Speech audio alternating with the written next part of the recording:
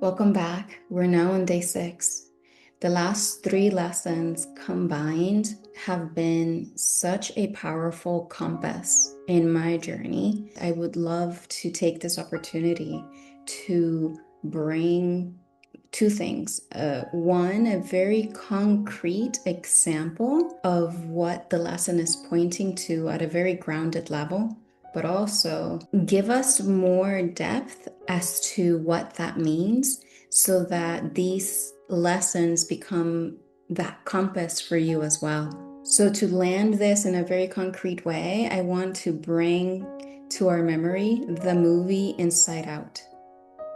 In that movie, in the first part, there is only joy and a panel of emotions came to her experience, and now there were things like anger and sadness, and the baby didn't know how to relate to those big emotions. And the whole premise of the first movie was her learning to relate with sadness.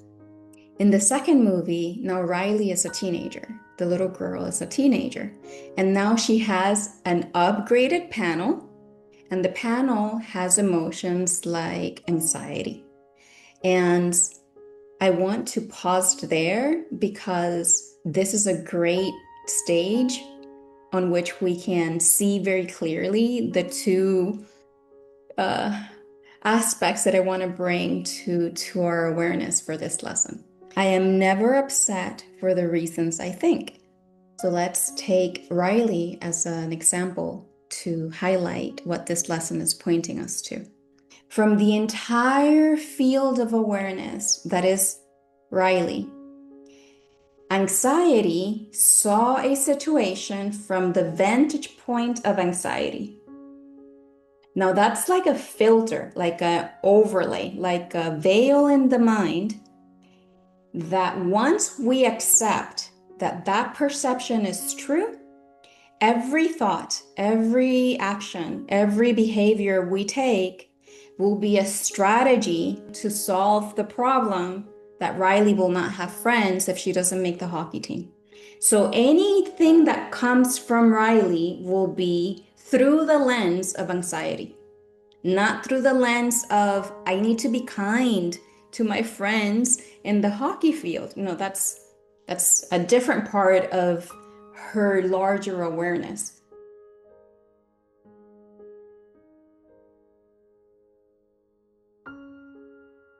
All the strategies are strategies to alleviate that problem, but those strategies are not questioning the problem. The premise, if I don't make the hockey team, that will mean I won't have friends, is fundamentally not correct. She doesn't know that. Only time will reveal what will happen the next school year. But she doesn't know that. She's just saying that's what's going to happen. I won't have friends. So let's pause there. Now that we understand all of this very clear example with Riley, this takes me to the second point that I wanted to make with this video. I want to throw this out and see if you guys like it. Let's go to our imagination. If Riley had a panel of wise elders, the panel of wisdom and love and kindness and compassion and expansion and clarity and balance that are whispering in her ear how to relate to anxiety, she's going to start to come out of that narrow perspective, and from that broader view, then she can take different sets of actions. So imagine that broader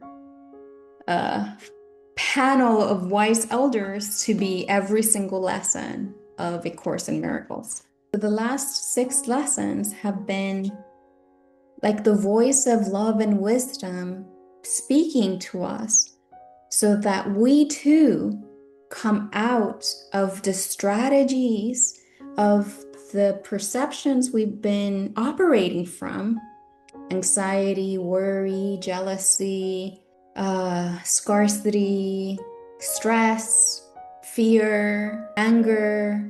Each one of those has a specific set of strategies, and lesson 6 is very skillfully helping us to reorient. That's why I'm calling lesson 4, 5, and 6 a powerful compass. They're a powerful compass because in any time that we're upset, we use the strategies of lesson 4, 5, and 6. We let go of the world momentarily, we come inward, and we observe the feeling, and we consider, I am not actually anxious for the reasons I think. I am anxious because I'm seeing something that's not there. And as long as I am taking action from this vantage point, it doesn't matter what solution we implement, it's not solving the root of the difficulty, which is we're misidentifying. We think we're anxiety, and anxiety is running the show, but we're not anxiety. Or we think that we're jealousy, and jealousy is running the show, but we're not jealousy. Or we think that we're angry, and anger runs the show, but we're not anger. So I hope that that example helps us land what this lesson means at a very grounded level, but also helps us have a new playful way of seeing these lessons as the voice of wisdom, the voice of higher consciousness that is helping us have a compass to remember to come out to that greater field of awareness any time that we feel an upset. That's what lesson 4, 5, and 6 are doing. This is why they're so powerful. They're an incredible compass because they're saying anytime that you're upset, the patterns of survival have been driving the show, have been driving our life. But those patterns that were great strategies for survival are not great strategies for awakening. Also, the patterns that are great strategies for keeping us safe through the lens of anxiety or through the lens of anger or through the lens of fill in the blank are not great strategies to have us live a joyful life that is good for us and good for others. Those are great strategies for survival, but we now have a new panel. We have the panel of ideas that are going to help us awaken to the fact that we already are whole and complete and united with life itself, with the wisdom of the infinite. Thank you so much, and I'll see you on day 7.